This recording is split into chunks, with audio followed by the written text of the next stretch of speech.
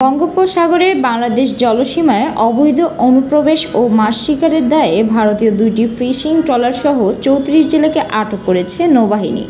এ সকল জেলেদের বাড়ি ভারতের কলকাতা, দক্ষিণ ২৪ পরগনা জেলায়। মোংলা উপজেলার সিনিয়র মৎস্য কর্মকর্তা মোহাম্মদ জাহিদুল ইসলাম এ তথ্য নিশ্চিত করেছেন। তিনি জানান, সোমবার মধ্যরাতে রবিবার দিবাগত রাত মোংলা বন্দরে অদূরে ফেয়ারওয়ে বয়া থেকে এ ট্রলার দুইটি আটক করে নৌবাহিনীর জাহাজ বানৌজা খালিদ বিন ওয়ালিদ। প্রায় ২০ ঘণ্টা পর আটক ওই ট্রলার ও জেলেদের নিয়ে মোংলা ঘাটে আসে নৌবাহিনীর অপর দুই জাহাজ বানৌজা শহীদ আখতার উদ্দিন ও অদম্য। ভারতীয় ট্রলার দুইটিতে থাকা বিপুল পরিমাণ মাছ নিলামে বিক্রি করা হয়েছে। পরে সোমবার রাতে ট্রলার দুইটি ও জেলেদেরকে মোংলা থানা পুলিশে হস্তান্তর করেছে নৌবাহিনী।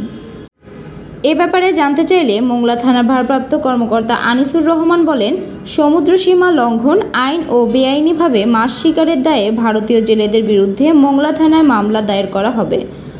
মামলা দায়ের শেষে আটক জেলেদের বাগেরহাট আদালতের মাধ্যমে জেল হাজতে পাঠানো হবে।